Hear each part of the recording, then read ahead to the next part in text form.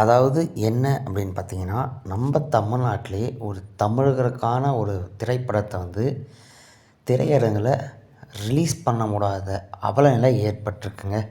உங்களுக்கு எந்த படம்னு சொல்கிறேன்னு உங்களுக்கே தெரியும்னு நெனைக்கிறேன். வேறு எதுவும் இல்லைங்க. சல்லியர்கள் தான்.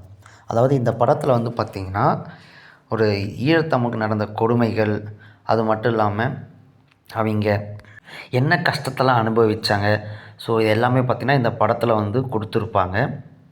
ஒரு திரைப்படமாக எடுத்து நம்மளுக்கு காமிக்கலாம் அப்படின்னு சொல்லி ஒரு திரைப்படமாக எடுத்தாங்க.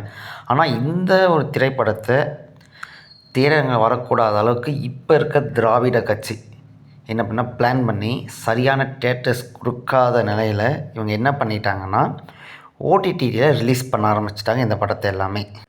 இதே மாரி போனா இதுக்கப்புறம் அதாவது இப்போ நடக்கிற அவல நிலைமை போனா ஒரு தமிழரோட வரலாற்றையே பார்த்தீங்கன்னா மறைக்கப்படுற ஒரு சூழ்நிலை ஏற்படும். ஸோ அதனால தமிழ் நம்மள பற்றியோ இந்த மாதிரி நிறைய படம் வந்துச்சுன்னா அதை அதுக்காக ஆதரிங்க, அதை ஒதுக்காதீங்க. சும்மா டைலாக் பேசிக்கிட்டு பாருங்கள், அந்த படத்தையும் பார்க்க வேணாம்னு சொல்லல, அதையும் பாருங்கள். இந்த மாதிரி நம்ம தாய்நாட்டை பற்றியோ இல்லை நம்ம தாய்நாட்டு அநீதிகளை தட்டி கேட்குற மாதிரி ஒரு படமாக வந்துச்சுன்னா அதை பார்த்து ஆதரிங்க. அப்போ இதுக்கப்புறம் வர அவங்களுக்கு ஒரு ஊக்குவிக்கமாக இருக்கும். அவங்க இதுக்கப்புறம் எடுக்கிறதுக்கான ஒரு நல்ல வாய்ப்பை நம்ம ஏற்படுத்துறதுக்கு ஒரு நல்ல வழியாக இருக்கும். இப்போ இருக்க நிறைய டேரக்டர்ஸ் நம்ம தமிழனை பற்றி நிறைய படம் எடுக்குமாறு நான் தமிழ்னு கேட்டுக்கிறேன்.